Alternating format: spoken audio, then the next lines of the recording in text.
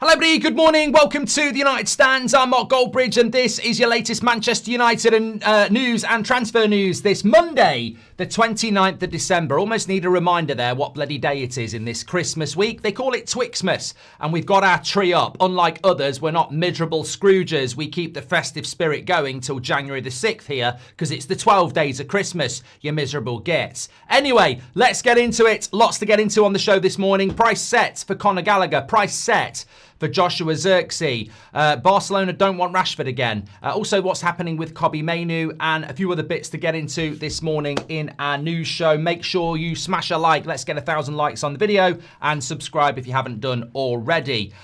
Look, lots to get into on the show this morning, but I want to start off talking with a bit of an exclusive again around Conor Gallagher. You might remember a couple of weeks before Christmas, our source told us that Manchester United had held intermediary talks again with Conor Gallagher's representative. So this is a player that we went for in the summer.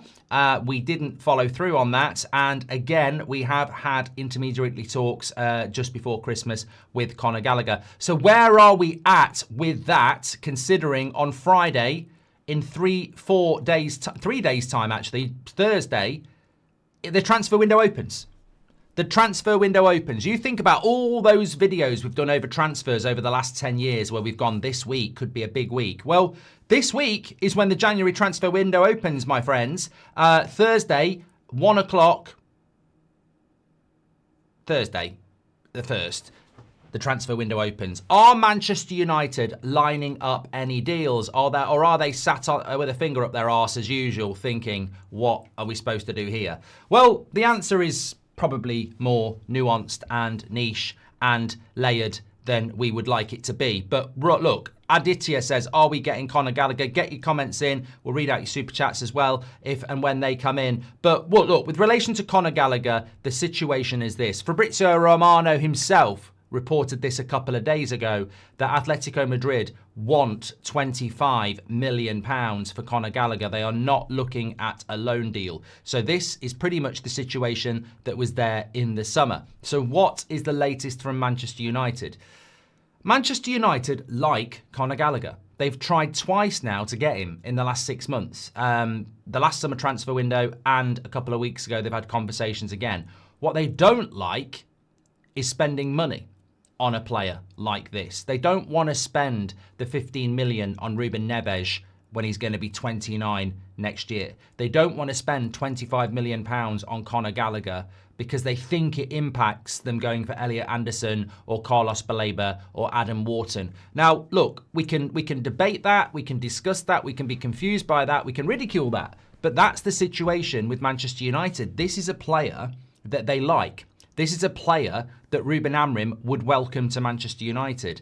But this is a player that for some reason they will not pay the £25 million for. So one of two things needs to happen here. Atletico Madrid need to soften. And when I say soften, it's not even about cheap. United aren't trying to negotiate this price down. This is not about taking it down to 20 million or 15 million. They don't want to pay money for Conor Gallagher in January. They want a loan. Whereas Atletico Madrid are saying, well, you know, we want money for this player because, you know, we're not a Premier League club. We don't have the funds that you have. And if we're letting Conor Gallagher go, who we do sometimes pick and is always on our bench, then we want some recompense for it. So you can understand Atletico Madrid's position, and it's been the same since the summer. I find it a little bit weird. In essence, you can almost write Conor Gallagher off with Joshua Zirkzee because Roma are willing to pay £25 million for Joshua Zirkzee. So you can literally almost say Zirkzee goes and Gallagher comes in, which, to be honest with you, I'd be happier with that. I mean, I look at the number 10 options. You've got Mason Mount, Bruno Fernandes, Ahmad, Mbeumo, Kone, Lacey. You know, you've got 6 options at number 10. In the midfield, we've got Agate, Casemiro, Mainoo, Bruno. So Zirkzee leaving and Conor Gallagher coming in actually doesn't bother me that much because it strengthens our midfield, and I don't see Zirkzee as a striker anyway. And I certainly don't think he's going to get much game time as a 10. So Roma are looking to give us £25 million for Joshua Zirkzee in the summer. They're not going to give it as now. They'll give it as in the summer, obligation to buy, loan obligation to buy, which is about as good as it's going to get for Zirkzee in January. But Man United don't want to give that 25 million, which they do have anyway, to Atletico Madrid. They want to do a loan deal. So, look, that's where we are. It's a player that we want. And I think what's really interesting is we were talking last night about Man United being ready to go on opportunities. We know they've got the 65 million that they were going to spend on Semenyo. We know they've got the 60 million that they were going to spend on Baleba. Got a bit of interesting stuff on Baleba, actually. So we've got the money, but we don't want to spend it. In January. It's a weird thing. I think if Elliot Anderson was available for £60 million, they'd spend it, by the way. I think if Baleba was available for £60 million, they'd spend it. But they don't want to spend 15 million on Neves. They don't want to spend £25 million on Conor Gallagher. And I think the reason for that is, well, it's alarming, really, because I don't think we're necessarily signing 2 midfielders. I think there is a theory that we will sign 2 midfielders, but I think there is a reality where we only sign 1. We go for the big shirt seller. I mean, we're all talking about get Ruben Neves or Conor Gallagher or Manu Kone or Stiller in January and then go for an Anderson or a Baleba or a Wharton in the summer. But that's a 2 midfield theory. And whilst it's been discussed by Romano and Ornstein and Ben Jacobs and others, do you trust Manchester United to do that? Do you trust the fact that we'll sign 2 midfielders in the summer? I don't necessarily. I can see a world where it doesn't happen. I can see a world where Agate is going to stay, where Mainoo stays. I can see a world where Bruno stays. So Casemiro goes and 1 midfielder comes in. And then you start talking about younger players. So I can see a world where we're actually going to buy 1 midfielder. Because I think there's a lot of you, quite rightly, going, I don't understand why we don't just get Ruben Neves in January and then try and get a good midfielder in the summer. And I don't understand it either. We are desperate for midfielders right here today, but we're kicking it into the summer. And I think the theory that we're only signing 1 sort of explains that confusion. Well, why would you not just go for a cheap midfielder in January and then an expensive one in the summer? You know, it's cheaper for you, it solves the problem this season, and you get your big signing in the summer. It's just logical. Instead of trying to buy 2 worldies in the summer, which is going to be virtually impossible. And the theory is, well, we're clearly only going to sign 1. Otherwise, why wouldn't you get the cheap one and the expensive one? Because we're only going for 1. And I think that might be what United are looking to do. It might be that we don't want to buy a midfielder in January because we're going to try and get the star midfielder in the summer. And if we don't get the star midfielder in the summer, we'll just get some other midfielder anyway. It could be that we're only going for 1 midfielder. And that's why people are confused. Because another thing to factor in is that you don't just walk into the January transfer window like you walk into the sales on Boxing Day and go, I don't know why I'm here. Let's have a look what bargains there are. You've got to go in there prepared. You know, they open the shops at 9 a.m. on Boxing Day morning. There's queues. You can't just have a little wander around. You've got to run to the electric section or the lingerie section or whatever it is you're looking to get and get your bargains. Are United walking into this January transfer window with a plan, or are they dithering going, well, we'll just see what happens? Because I don't know. What I do know is they've held talks with Conor Gallagher. What I don't know is whether they're willing to move on that. And look, there's a lot of people in the chat saying they wouldn't sign Conor Gallagher. I mean, I can run the poll again. It's absolutely fine. Someone said, can you run the poll? I like him. I've always liked him. I liked him at Chelsea. I like him for England. I'm not saying he's a world beater, but I'm not going to be inconsistent and say that I don't like him when I do. Do I see him in a Man United shirt? I don't see him in a Man United shirt. But I never saw Mason Mount in a Man United shirt, so that doesn't mean anything. I've always liked the player. I'm not pretending that he's prime Declan Rice or prime Elliot Anderson. But what I do think he is James Garner, Palhinha, Sander Berg. I think Jordan Henderson. I think he's a midfielder that is better than what we've got, that gives us a player that can start a game for an hour or come on for half an hour and there's not a drop-off. I think people have forgotten what it's like to have a first 11 and a bench. We haven't got a first 11 and we haven't got a bench. I think players like this give us what Chelsea have, what Newcastle have. You know, like Newcastle, they can play Jacob Ramsey and not play Joel Linton, or they can play Joe Willock and not play Tonali. That's really important. Now, of course, Jacob Ramsey's not as good as Joel Linton and Willock's not as good as Tonali, but it gives them options. If a player's tired or injured, it gives them options. We don't have that. So I'm not saying that Conor Gallagher is the solution to our midfield problems, but I think he's a solution to our midfield squad. And I think at £25 million for a 25-year-old, it's an absolute bargain. And what I don't want to see happen with this is that we do nothing and he goes to Crystal Palace or he goes to Brighton and he's absolutely brilliant. And you go, well, there we go again. Clubs behaving in a way we should be behaving who aren't as big as us. So, look. And also, I'm very locked in on the point that United have spoken to him twice now. And effectively, you can want him, you can not want him. I can want him, I can not want him. But the reality is, the club factually spoke to him in the summer and tried to do a deal with Atletico Madrid. And the club factually have spoken to his intermediaries in the last 2 weeks and are looking to do a deal again. And I just think sometimes, as a fan, you can disagree with the deal, but you can also look at it and go, we clearly like this player. It's in a position we're desperate. Why are we talking to him when we clearly want him, but not pushing forward on the deal? And look, you know what? £25 million. It's not a release clause. So you could even give them 10 million now and 15 million next season. It's such a low amount. You know, we're talking Dan James money here, 15 million. It's such a small amount for a guy who has played Champions League football, has been an England international, and he's 25. And I'm not saying it's going to be the next De Ligt, but we bought De Ligt at a similar age profile, and look at how he's doing. Like, I think these types of players are worth their weight in gold. And I look at Chelsea, who are crying out for experience, and I see United potentially buying a player that's 25, and I go, we need more players like this. We actually do. So, look, it could be a Darren Fletcher, says Enu. Well, exactly, and those sort of players are worth their weight in gold. Look, let's imagine a dream scenario, right? Next summer, our midfield is Elliot Anderson, Carlos Baleba, Conor Gallagher, and Mainoo.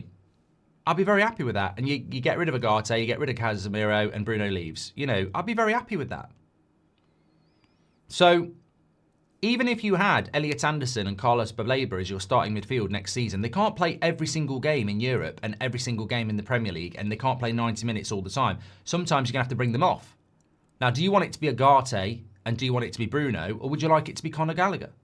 And I'm like, I think there's an arrogance in our fan base, and there's a lack of reality that realises we can't just buy Elliot Anderson, Angelo Stiller, Carlos Baleba and Adam Wharton, and that's our midfield four. Even if we get two of them, we still need another two to be part of the squad, rotate, etc.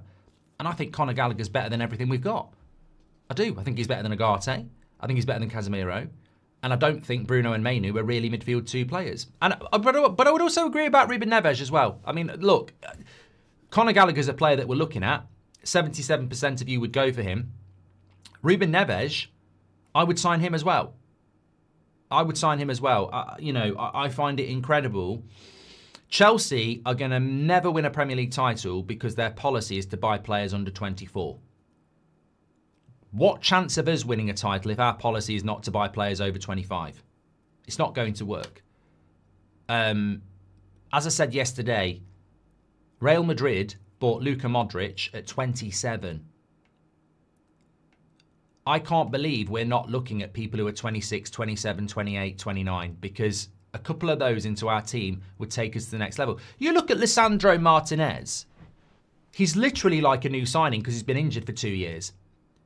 Now he's back fit. What's Martinez, 28, 27? He comes into the team. We don't have Bruno. And look at the way they're responding to him. Now, I know Lisandro Martinez isn't a new signing, but effectively for Amorim, he is. Amorim's not had really any opportunity to use Martinez.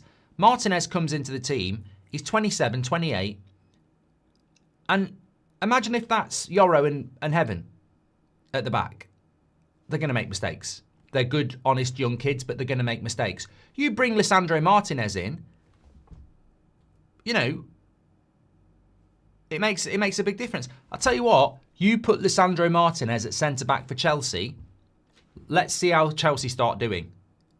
These players are worth their weight in gold. These players between 25 and 29 are worth their weight in gold if you get the right ones, because they've got experience. It's their final contract. You know, they are worth their weight in gold. And we've seen it with De Ligt and we've seen it with Mazraoui as well. They are worth their weight in gold. And I don't know why, other than financial, why Chelsea and Man United are obsessed with buying players under 25. It's resale value. That's all it is.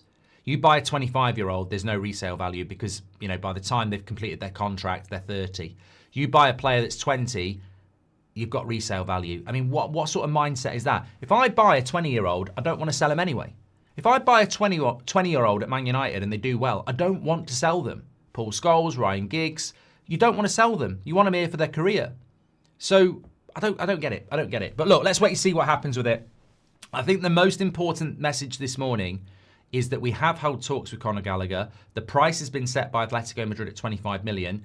And when you're talking about what we're going to do walking into this January transfer window, he's the player we've spoken to the most, other than Semenyo, who's chosen Man City. So as we walk into the start of the January transfer window, there's only two players that we've really negotiated with, and that's Conor Gallagher and Semenyo. Anything else, we're not doing. Any other story people want to talk about, we're not doing it. We're not actually in conversation. So what that says to me is that as of the 29th of December this morning, the most likely signing in January is Conor Gallagher if we're willing to pay. If we're not, any other deal we're going to do is going to be, well, it's going to have an element of panic to it because we're not actually in talks. Martinez and De Ligt, better captains than Bruno, says Rajaf.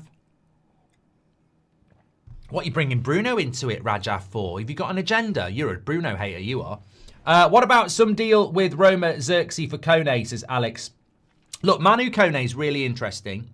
I knew somebody would mention it, and I appreciate that this morning. Manu Kone is really interesting.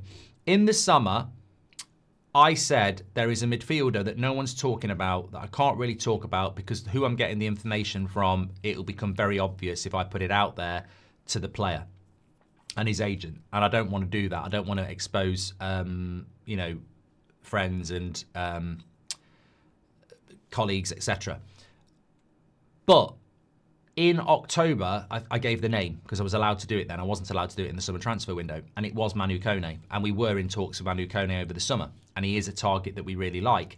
So it is intriguing that there's a lot of stories coming out from Italy that we're signing him in the summer.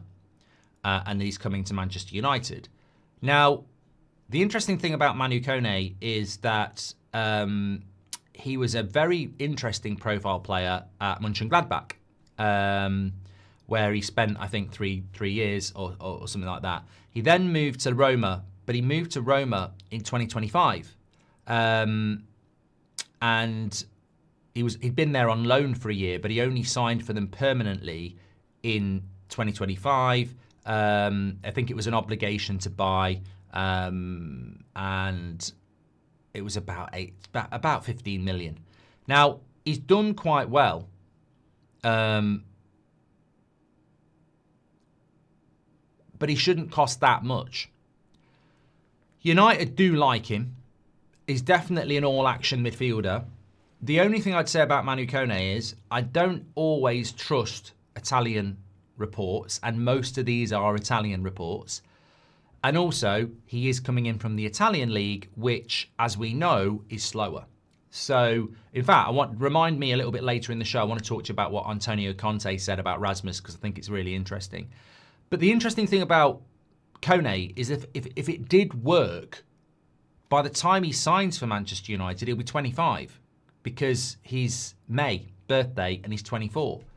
So it's the sort of signing that increasingly, and I don't know what you lot think, increasingly I'm becoming more attracted to signings that are 25 and above. I think Kone and Mbeumo fit that profile and it suits us. And we've mentioned Conor Gallagher and Ruben Neves. And I think Manu Kone at 25 makes a lot of sense. But he's got to be scouted ridiculously well because he's coming in from the Italian league. He won't be cheap. However, I think you make a very good point about the Roma-Zirkzee thing because if we can build a good relationship with Roma, like we have with Napoli, like we have with Atalanta, then it could benefit us if we wanted to do this deal. And what I know for a fact is that we've been considering Manu Kone since last summer. It's not new. We were definitely looking at him last summer. So it is one to keep an eye on. However, it's not going to be for January, I don't think. I mean, you'd question why it can't be for January. If we give them Zirkzee and they give us Kone, it's the same theory I was talking about with Conor Gallagher. I don't know about you, but I would let Zirkzee go to bring a midfielder in. Now, some people would say if Zirkzee goes, you've got to bring an attacker in. And whilst I do agree with that, if it's Zirkzee out for a midfielder or Zirkzee out for an attacker, I actually would go with a midfielder because I still believe in Obi. I still believe if you're chucking him in last season, you can chuck him in this season. And also, Mbeumo can play up front. Kone can play up front. And I'm still very much of a mindset that if we're playing the 3-4-3, I wouldn't mind seeing Bruno, Kone and Mbeumo up front. I really wouldn't. I also think Ahmad can play as a false nine or as a forward as well. I mean, he's got 2 goals in 2 games for the Ivory Coast. So I would let Zirkzee go to bring in Kone.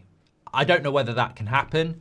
I don't know whether I trust the Italian reports, but I certainly know he's a player that we're looking at. So, that's where we are with Kone. And as I said, we were very aware of the Kone information towards the end of the transfer window, and that's why we mentioned it in October.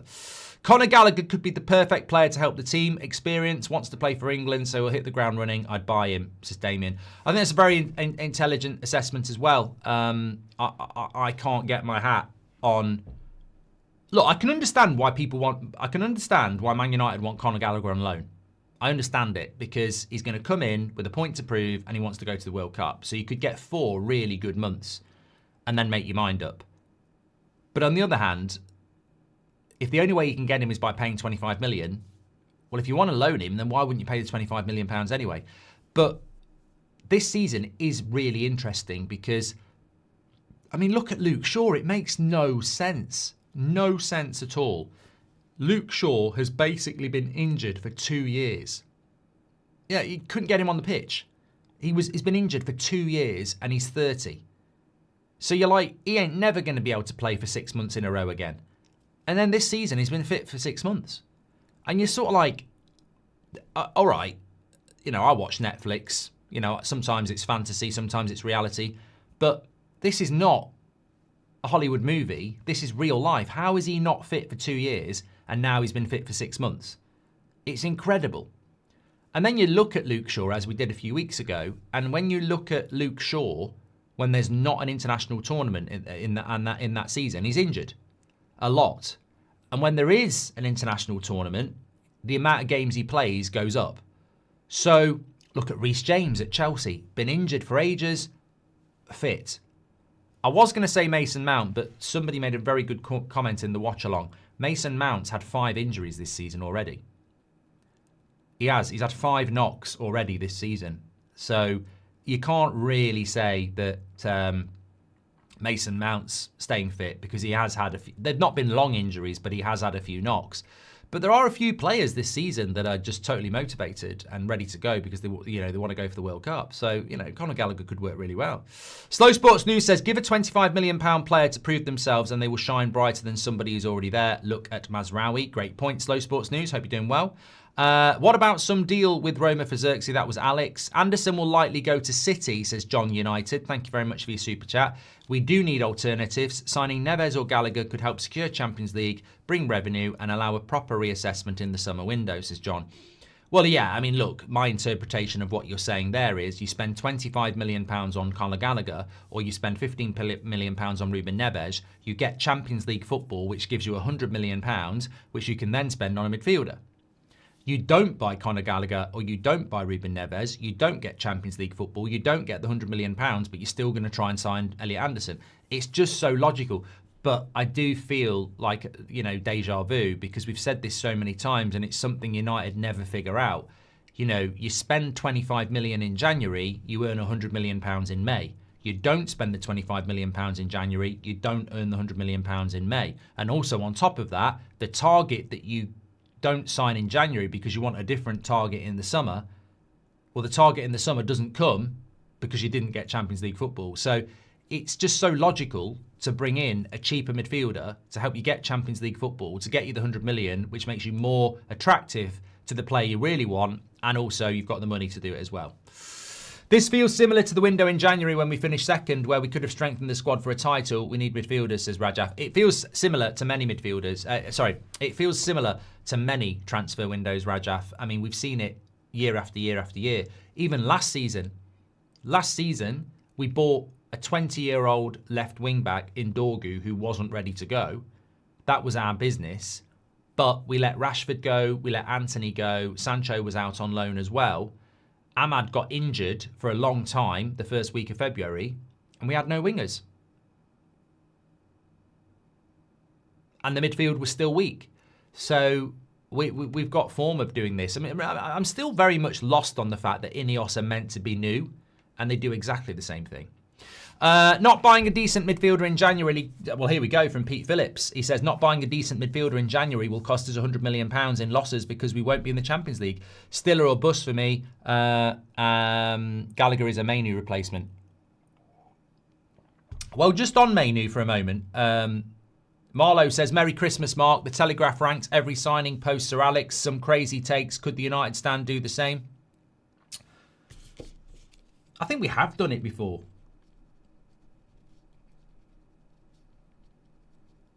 I'll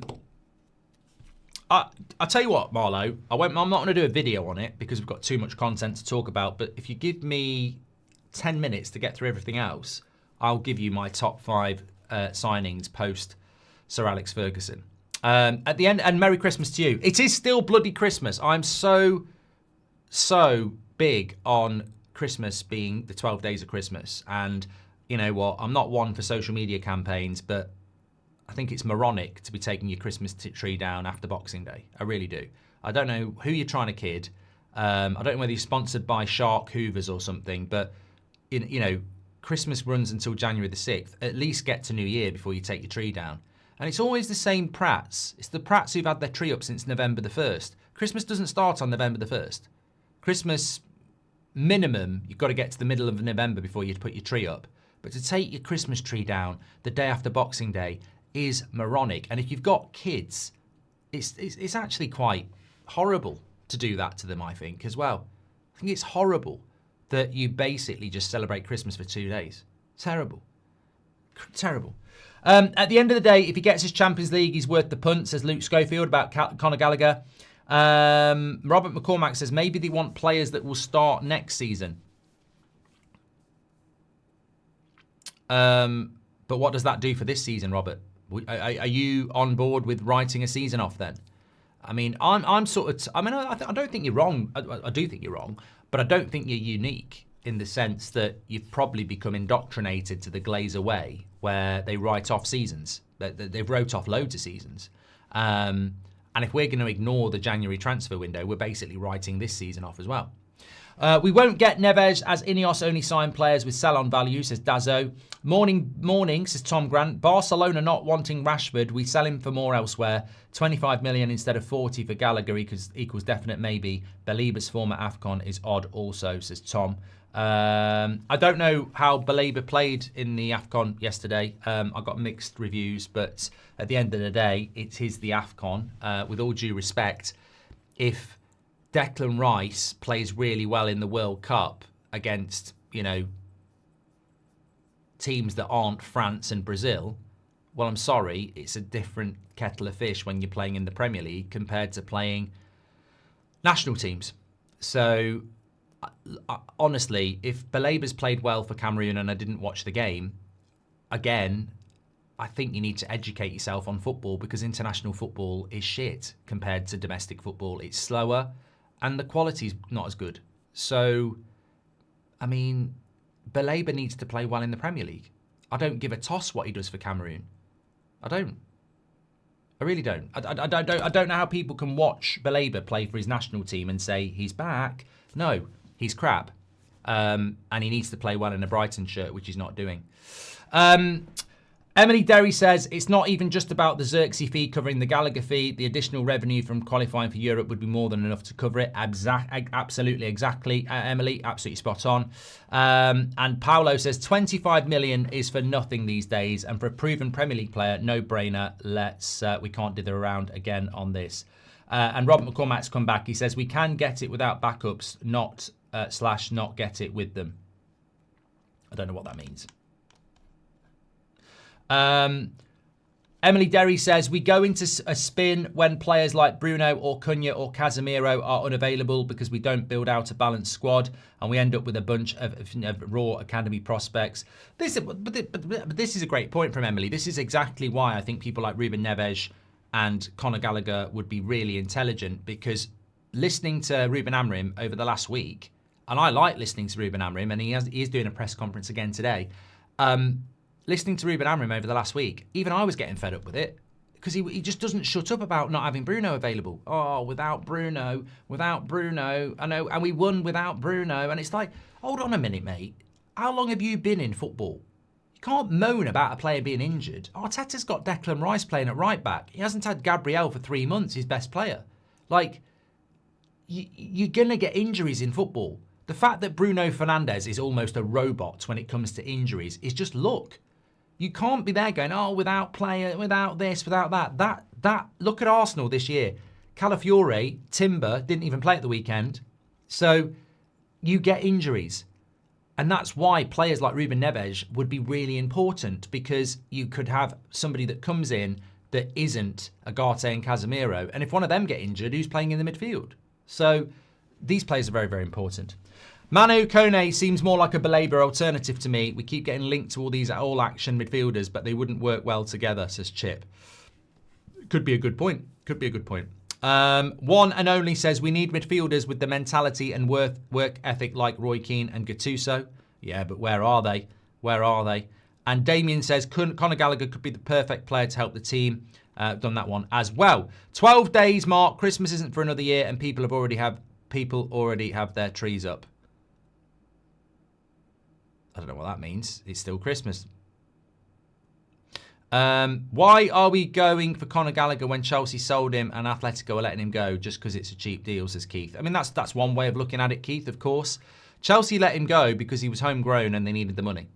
A lot of Chelsea fans were very unhappy about him leaving. So that was why Chelsea let him go. Why he's not worked out at Atletico Madrid, I'd have to listen to people who watch the La Liga, I suppose, on that one. Just very quickly on Marcus Rashford, another story coming out of Spain that they're not willing to take his release clause and are looking to send him back in the summer. I mean, look, all I would say about this is, if we were that interested, we'd be doing a show every day about it, because one day they're really happy with Rashford and they want him to stay, and then the next day they don't want Rashford to stay and they don't want to pay the £25 million. I think in relation to Rashford, it's a name I don't want to see back at Manchester United. I think we've got to start moving forward, and I think going back, it's just the sort of thing Everton would do. You know, we need to move forward. We can't be bringing players back. If he doesn't go to Barcelona for £25 million, there will be plenty of other clubs that want him, because what he's proven is that he can still be a decent left winger in a top European league. And I think if you're Bayern Munich or you're PSG at that price, with the brandification that comes with him, then I think there would be people willing to look at him. And there might even be Premier League clubs willing to look at him. So I'm not that bothered about whether Barcelona want to keep him or not. I think the problem would be that I think Marcus Rashford really wants to stay at Barcelona. So the only issue will be is if Barcelona try to lower the price. Because £25 million for Marcus Rashford is a very good price, really. I know he's on big wages, but it's a very good price.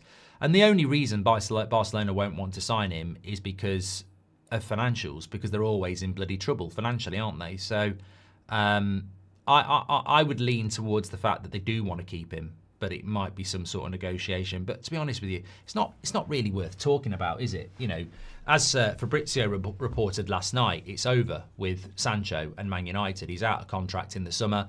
United have finally figured out that they're not going to extend that contract, and he's certainly not going to come back. So ultimately, the loss on Jadon Sancho is going to run into about 120 million quid when you take into account wages and transfer fee.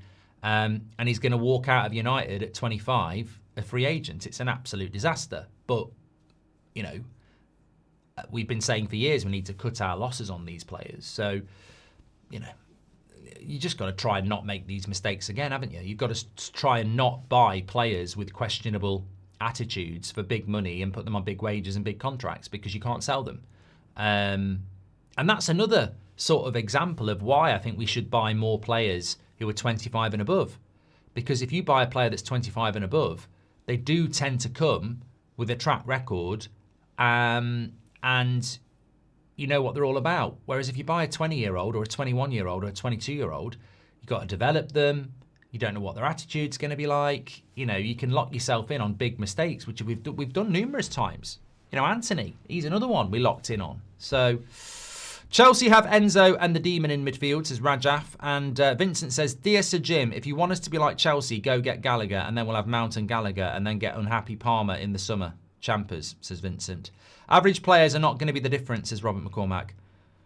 Well, I disagree with you, Robert.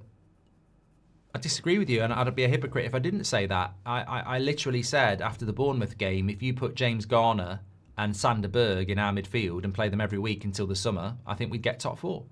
I think we're crying out for a midfield with some stability and discipline. And did we not see that against Newcastle in the first half? I don't think Casemiro and Agate are anything other than average. And yet we looked better than we have done in a long time. So I disagree, Robert. I do. I really do. I think Conor Gallagher, Ruben Neves, improvers. And I don't think people really think about how weak we are in the midfield. I'm not asking Conor Gallagher and Ruben Neves to be the players that are going to take us to a Premier League title. I'm asking them to come in and build our midfield. So I'd bring one of them in January, and then try and bring in an Elliot Anderson or, you know, whoever in the summer. And I start to try and build my midfield. But you're not in the minority, Robert, because I think there are people out there that I don't want Conor Gallagher, I don't want Ruben Neves, I just want Elliot Anderson. And then Elliot Anderson comes in, we blow all our money, and then he's one player surrounded by the shit that we've already got. And we need to rebuild the midfield, and we're not going to buy 4 £80 million midfielders. So the bargain players like Ruben Neves and Conor Gallagher help us to build the midfield so that next season you could have a midfield 4, like I say, of Elliot Anderson, Carlos Baleba or Manu Kone, Conor Gallagher or Ruben Neves, and then you keep either one of Mainoo or Agate, and I'm quite happy with that compared to what we've got at the moment. I don't want one midfielder, I want 3. And I want 1 coming in January and 2 coming in the summer, because that midfield has been shit for 2 years. This midfield of Bruno, Casemiro and Mainoo was getting run through like a hot knife through butter under Ten Hag. And we've only added Agate to it, who most people don't rate either. So that midfield has needed rebuilding for 2 years. And it's not 1 player, it's 3. So 1 coming in now makes total sense. And you can call them average, but they'd be better than what we've got, in my opinion. Let me talk to you. I want to answer this question from Marlo. We've got 10,000 watching this morning. It's going to get busy in January. Lots and lots to discuss. So make sure you've subscribed to the channel and smash a like on the video. Also, lots of football going on. I've got Premier League predictions going up with me and Robbie in about an hour on That's Football. But remember, we're playing tomorrow against Wolves. Preview tonight at 8. We've got Leeds on Sunday. And then we've got Burnley the following Wednesday. So we've got 3 games coming up in the next, week and a half? And then we've got Brighton in the Cup. So there's lots of games going on at the moment, as well as lots of conversation around what Man United will and won't do in the January transfer window. But look, one thing did catch my eye, and it sort of fits in with the nurturing thing. What about Semenyo? Oh, mate, the Semenyo stuff's laughable. Some people still think he's going to choose Man United. He's chosen Manchester City. It's just about when they pay that deal, but good signing for them, of course. So this is what Antonio Conte has had to say in relation to Rasmus Hojlund. Now, as far as I'm aware, I think that there is... Let me just double check this. I need to be right. I know the Bundesliga's shut down for the moment. I think the Bundesliga... No, the Italian league does keep playing. I thought the Italian league had a winter break as well, but apparently they don't. Rasmus Hojlund scored 2 goals for Cremonese, for Napoli last night. So, yeah, I wondered why. I thought they were on a winter break. 2 points off the top, Napoli. Rasmus with another 2 goals.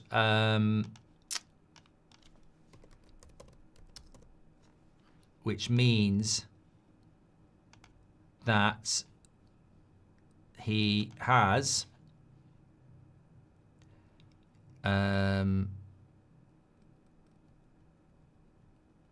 6 goals in 12 games, I think. I might be wrong on that, but he's doing reasonably well at Napoli. And this is what Antonio Conte had to say after the game. He said, "No one expected this. I remember he faced a lot of criticism when he came to Napoli. There are always extremes. I see certain definite qualities in the player, but to say he has fully arrived as a player is not true. He's 22 and has potential, which he is demonstrating, and it's up to us as coaches and staff to improve him." So what Conte is basically saying is that I think a lot of people had written him off. I saw the qualities in him. He's nowhere near the finished article. He's got huge potential, which he is demonstrating, and it's up to us to take him to the next level. And as far as I'm concerned, I think he's actually benching Lukaku now. I think Lukaku is actually back. So, look, this is in no way, shape or form is this we made a mistake or anything like that. I firmly believe that Amorim must be allowed to do the things that he wants to do. And then he gets judged on that. There is a debate, of course, that we shouldn't have bought Sesko and we should have kept Rasmus. And, that's not where I'm going with this. Where I'm going with this is I look at what Conte keeps doing and I look at what we're not capable of doing. And I'm not saying we should get Conte either, but I'm just saying people think there is, and Scott McTominay called it a myth, funnily enough, people think that players leave Man United and do well because it's not Man United. In a way, there is an element of truth to that. But the real truth is we can't develop players. We just can't develop players. We just don't and can't do it. And somebody said last night, who's Amorim made better? Well, who did Ten Hag make better? Who did Ollie make better? We're not very good at developing players. And is that because the pressure's too much at Man United? Is it because the policy at Man United's not good enough? I guarantee you, at Napoli, Rasmus has probably got 4 or 5 experienced players around him who know what they're doing in that league. Scott McTominay certainly did. But at Man United, he's playing up front with selfish Garnacho, selfish Anthony. It's not like... It's not conducive. Aiden Heaven had his best game for Man United against Newcastle with Lisandro Martinez next to him. Not a surprise. And whatever you think about Delot, he's over 25. Whatever you think about Luke Shaw, he's over 25. So he's playing in a back 4 with 3 senior players next to him and Casemiro in front of him. That's what nurturing talent's all about. It's not about surrounding them with inexperienced players who are, not very good. So the Conte thing did catch my eye because I'm like, well, ultimately, we don't nurture players because we don't provide the surroundings for it, do we? Do I think we should have kept Rasmus and spent the money on a midfielder? I mean, I've never really thought about it. I think he needed to go in hindsight because I think the fan base had made their mind up.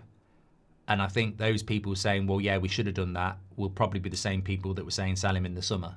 And what you got to remember is momentum builds. So I don't think there would have been a lot of patience for that, to be honest with you. I think people demanded a striker in the summer, and I think it needed to happen. So I wouldn't have not bought Sesko to keep Rasmus. I can see the theory, but I think the reality would have been a mass moan about not signing a striker. In hindsight, I'd rather that 70 million or 68 million went on a midfielder because I think that was a priority we didn't deal with. But we did need to buy a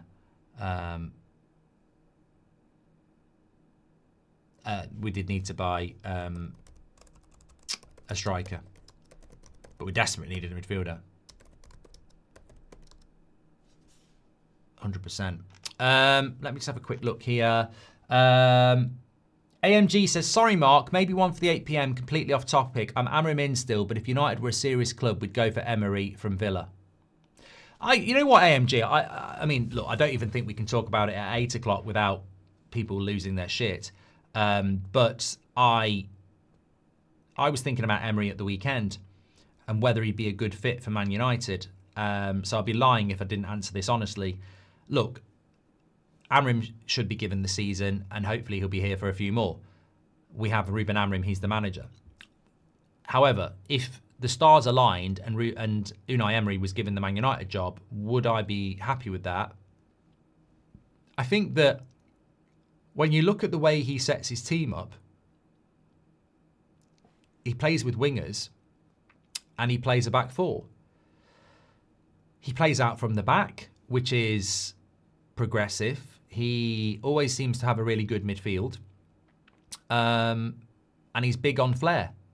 So there are a few things there that would be quite nice. He plays with a back four. He plays quite progressive football. He prioritises his midfield and he likes flair. So, you know, I definitely, if Ruben Amorim wasn't here, he probably would be one of my top considerations. I don't know whether he'd take the Man United job though. He strikes me as a little bit like Jurgen Klopp, where it's like he's got to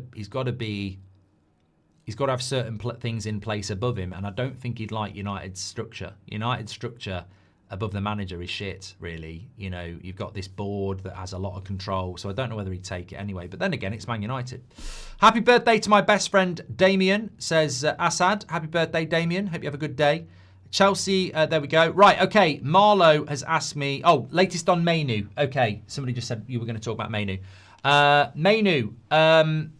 Mainoo, look, with Zirkzee, if United keep him, I think it's a joke. He wants to go, Roma wants him, we need to be active in the window. And I'm actually more focused on Zirkzee than I thought I would be, because that offer's on the table. We know it can be done really quickly. We should do it, and if we do it, we've got to be active in January. So I'm looking at the Zirkzee deal. I'm going, if we don't let him go, it's a disgrace. He wants to go, and if he does go, we need to replace him. So I'm all about the Zirkzee deal at the moment, and Roma are willing to take him on loan with an obligation of 25 million. That could help us get Manu Kone at some point as well. So we need Zirkzee to be allowed to leave. And if he does go, we've got to bring someone in January. So, you know, it all feeds into positivity. In relation to Mainoo, I don't even know if Mainoo's back for the Wolves game tomorrow. I'm hopeful that he will be, because he needs to be fit regardless. You know, whether he's staying or whether he's going, he needs to be fit. I don't think Mainoo will leave, but I think he's walking into a trap. Admiral Akbar, it's a trap. I think he's going to get fit and he's going to get game time, because we don't have Bruno. And we probably don't have Mount now. We haven't had an update on Mason Mount. Let's see. And also, Mason Mount's always a minute away from an injury. So I think he's going to get some minutes, and that's going to make him feel more settled. But when Ahmad and Mbeumo and Bruno are back in the middle of the month, and the games dry up because it's not Christmas anymore, so it'll be one game a week, he's going to find himself in exactly the same position he was in September, October, November, and December.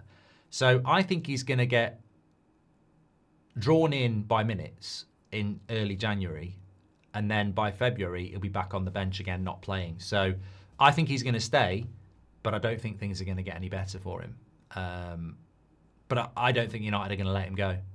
And I don't think Amorim will let him go unless he gets a replacement. So unless we buy him, unless we go back to the start and do what we were talking about there with Conor Gallagher, I think that would be probably the way to go. But we'll have to wait and see how it works out. I want to answer this question from Marlo in a minute, but I just want to make sure that we catch up on everything. Let's have a look at the chat.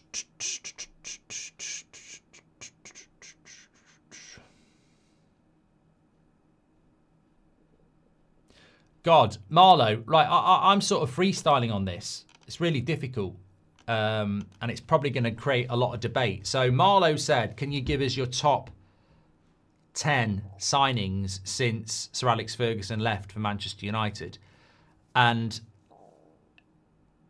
I would need an hour and a cup of tea and a pen and paper to do this, but I'm going to just freestyle it and go off the top of my head.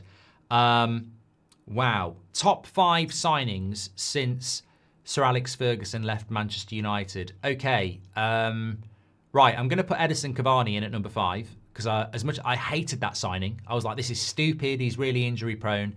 As far as I remember, he was a free signing. And even with his injuries, I actually really liked Cavani. And it's a shame we didn't get him earlier in his career. So I really liked Cavani. Number 4, I'm going to go Ander Herrera. I think he was a bit misused at the club, but for what we paid and what he gave to the club, I really liked Ander Herrera, and it was a shame, again, on the Glazers' part that they let him run his contract down and he went for free. So I would go with him. Number 3, I'm going to go with De Ligt. I know it's still relatively early, but I think for what we paid, £40 million, for a 24-year-old who's got the experience that he's got, I think still a little bit early, but we are we're 18 months into signing him, and I think every day he's looked like a bargain to me. So a modern one, De Ligt, I think is a fantastic signing. Number 2, I'll go Cristiano Ronaldo. Lot of emotion in that one. A lot of red-tinted glasses. I never thought I'd see him play for Man United again. Arguably one of the greatest players we've ever had. So many rumours that he was going to come back over the years that we never believed. And then when he did sign, it was magical. And I think when we're talking about top 5 signings, it's also about how you felt about a signing. And, that goal against Newcastle when he came back.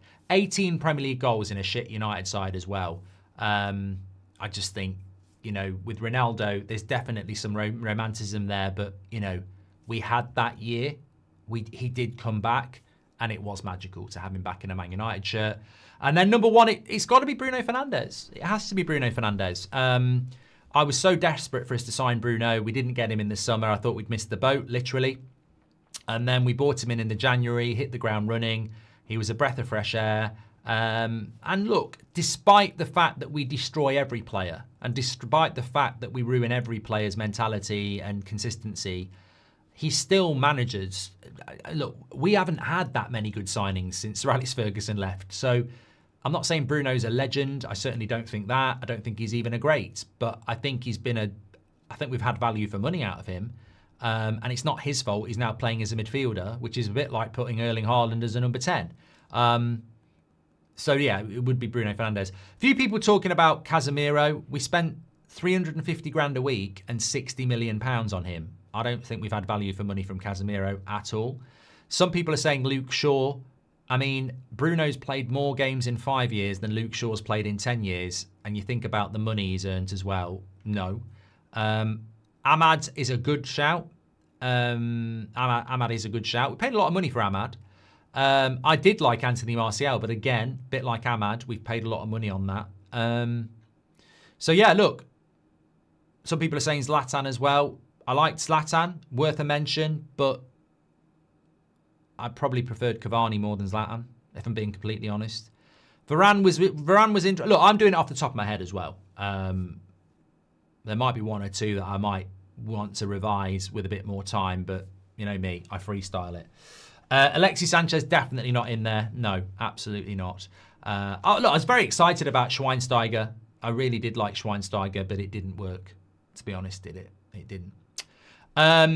Anyway, good little bit of a conversation at the end there. I'm sure many of you can put your top 5 in as well. Would love to see that in the comments because that's going to crack off.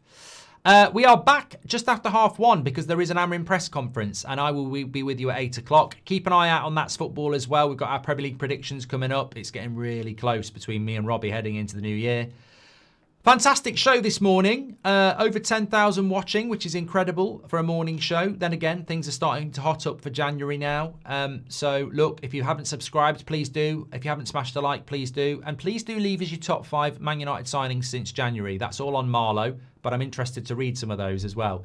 Take care. Stay safe. I'll speak to you on the next one.